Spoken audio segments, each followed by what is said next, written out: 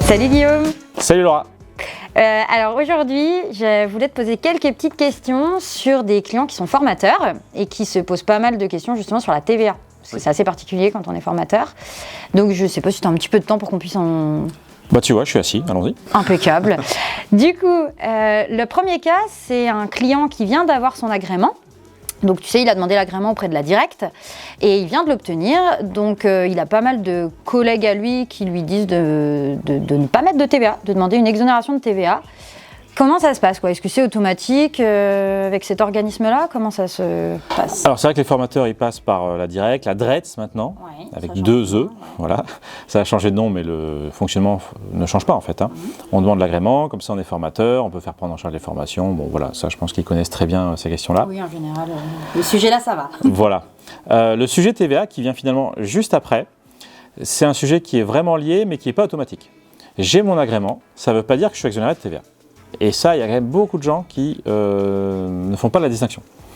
Simplement, j'ai mon agrément, je vais faire de la formation professionnelle en tant que prestation. Et donc, à ce titre, je peux demander une exonération de TVA. Donc, je remplis le formulaire, je le renvoie au SIE. Et en fait, c'est une demande qui est... si je fais la demande, elle sera acceptée. Hein. D'accord. En fait, il faut faire la demande. C'est pas automatique, mais à partir du moment qu'on est inscrit, on peut faire la demande de l'exonération de TVA. Il faut plus le voir comme une option que je prends finalement. Okay. Je veux être exonéré de TVA, donc je choisis de faire cette démarche-là. Okay. Et donc c'est une démarche distincte, c'est un autre formulaire qu'il faut renvoyer. Et ensuite d'ailleurs, on a un retour de l'administration qui dit oui, vous êtes exonéré de TVA à compter de cette date. Et donc, du coup, il faut bien envoyer ce document aux impôts pour qu'eux aussi de leur côté le prennent en compte, quoi. Tout à fait. On l'envoie aux impôts, ils nous le retournent avec le tampon et ils disent c'est bon. Et encore une fois, je me répète, à compter de cette date, ce n'est pas rétroactif. Donc il ne faut pas louper le coche, quoi. Et on précise aussi pour les clients qui feraient un peu des activités mixtes entre formation et conseil, cette exonération-là, c'est que pour la formation, on est bien d'accord. Hein. Tout à fait. Ça ne concerne pas du tout les prestations de consulting ou autres qui seraient annexes. Les autres, elles suivent leurs propres règles. Voilà. Ça marche. Et du coup, toi, qu'est-ce que tu conseilles aux clients? Est-ce que c'est vraiment intéressant de demander cette exonération de TVA ou pas? Alors, cette exonération, elle fonctionne comme la plupart des autres, à savoir, si je suis exonéré de TVA sur les prestations que je fais, c'est intéressant pour les clients, puisque je fais une facture hors taxe. Donc le client, notamment s'il ne récupère pas la TVA, pour lui, il voit la différence parce que c'est 20% moins cher. Donc on se retrouve finalement à être aussi concurrentiel que ceux qui ne sont pas en TVA. Par contre, si mon client, c'est quelqu'un qui récupère la TVA, lui, il s'en fiche. Hein. Ouais, c'est neutre au final. Si les deux sont soumis à TVA, au final... Voilà, parce que dans un cas, je facture 100, on paye 100. Dans l'autre cas, je facture 120. Moi, je reverse 20 à l'État, donc il me reste 100, et celui qui a été facturé 120, il récupère 20. Donc ça coûte 100 aussi. Bon, ça, c'est pour si jamais j'ai des clients qui sont effectivement, qui peuvent la récupérer. Donc, à voir en fonction des clients qu'on a. Est-ce qu'on s'adresse à des particuliers ou plutôt à des pros? En fait, est-ce qu'ils sont soumis à TVA ou pas, quoi, tout simplement. Voilà. C'est plus ça.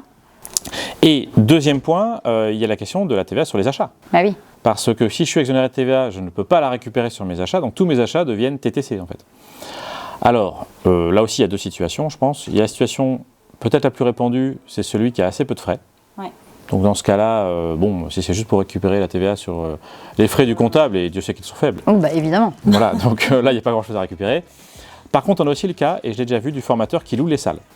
La location de salle et l'achat de matériel de formation, quoi. Voilà, voir qui se fait lui-même former, voir des achats de logiciels, enfin, plein de choses. Je pense à la salle parce que c'est quelque chose qui est récurrent. Si on fait vraiment des formations en réel, ce qui est moins le cas aujourd'hui, on est beaucoup en visio, mais en présentiel. Donc là, effectivement, ça peut représenter un budget. Ouais. Donc là, ce serait peut-être intéressant, dans ce cas-là, en tout cas en matière de TVA récupérable, de voir ce qu'il en est. Quoi. Ouais, donc il y a 2 points. Il faut déjà identifier ses clients. Si les clients sont pros et qui récupèrent la TVA, autant mettre de la TVA. Oui. Et puis après, le deuxième point, c'est aussi voir les achats. Parce qu'effectivement, comme tu le dis, si on a beaucoup d'achats soumis à TVA, ce sera peut-être intéressant de pouvoir se faire rembourser cette TVA. Quoi. Il y a 2 points que je voudrais quand même ajouter. Le premier, c'est que quand on n'est pas en TVA, on est soumis à ce qu'on appelle la taxe sur les salaires. Donc, si jamais je suis président de SASU et que je me rémunère, je paierai plus de charges sur ma paye. D'accord. Ce n'est pas le cas en EURL en gérant, c'est vraiment spécifique pour les salaires. Donc là, c'est aussi un point pour dire peut-être que c'est bien d'être en TVA, du coup, puisque ça évite la taxe sur les salaires. D'accord. Le deuxième point, c'est qu'on a parlé d'options. c'est irrévocable. Si je demande l'exo de TVA, je ne peux pas revenir dessus. Oui, je ne pourrai jamais la résilier, donc je serai toujours dans ce... On ne pourra pas faire machine arrière, quoi. Donc, ouais, faut quand même y réfléchir un petit peu et peser le pour et le contre, quoi. Voilà, tout simplement. Ça marche, bon, c'est hyper clair. Et autre petit cas, un client qui donne des cours dans une école. Donc voilà, il est rémunéré à la prestation, au nombre de cours qu'il donne dans l'école. Par contre, l'école lui demande de faire des factures sans TVA. Donc ça, comment ça se passe? Parce que c'est une question qu'on a souvent. C'est vrai. Est-ce qu'on a le droit de ne pas mettre de TVA sur ses factures quand on fait des cours dans une école? Alors, tu as raison de le dire. C'est vrai que je l'ai vu plusieurs fois, cette question. Elle m'a été remontée à plusieurs reprises. Donc déjà, il faut voir que quand on donne des cours dans une école, on n'est plus dans la formation professionnelle. A priori, c'est dans la formation plutôt universitaire. Et la formation universitaire, quand on regarde le texte, on nous dit c'est exonéré. Mais c'est exonéré quand c'est donné par des écoles. Donc si moi, je suis prestataire et que je donne un cours dans une école, alors école au sens large, une fac, université, un institut, ouais, bien sûr. Voilà, je ne suis pas dans le champ de cette exonération, je dois facturer avec TVA. D'accord. Alors, pourquoi est-ce que l'école, elle demande sans TVA? Parce que tout simplement, l'école ne récupère pas la TVA. Donc pour elle, avec ou sans TVA, ça fait une différence de 20%. Ouais.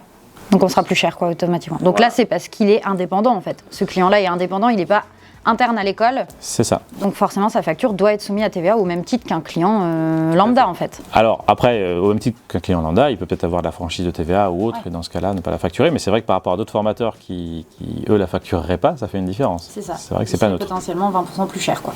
Voilà. Mais la règle, en tout cas, c'est de la facturer. Là-dessus. Ça marche. Bon, bah, super.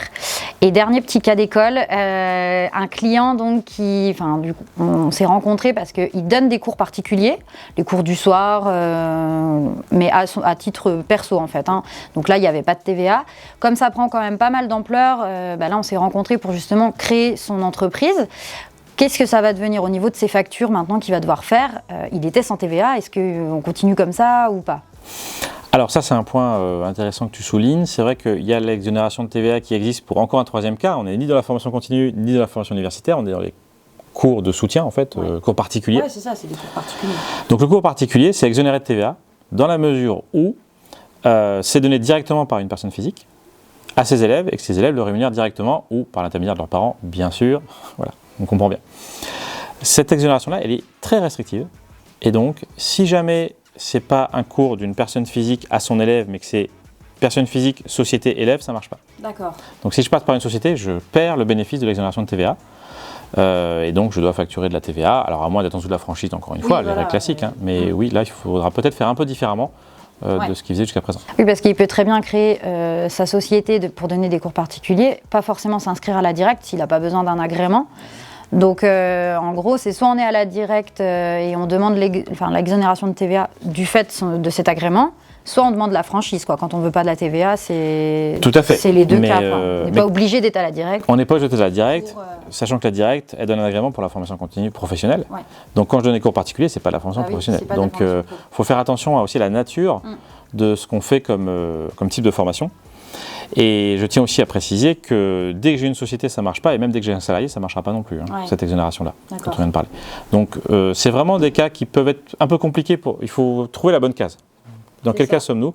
Donc là, il ne faut pas hésiter à nous solliciter, parce que je pense que... c'est ça, on le voit bien, c'est quand même des cas qui sont hyper précis, très très particuliers, donc c'est vrai que si on a des projets de se lancer à son compte, c'est quand même bien de faire appel à un cabinet comptable pour justement voir tous ces points-là avec un comptable, quoi. Tout à fait, les textes sont tellement précis qu'il ne faut pas se tromper. Faut pas se tromper.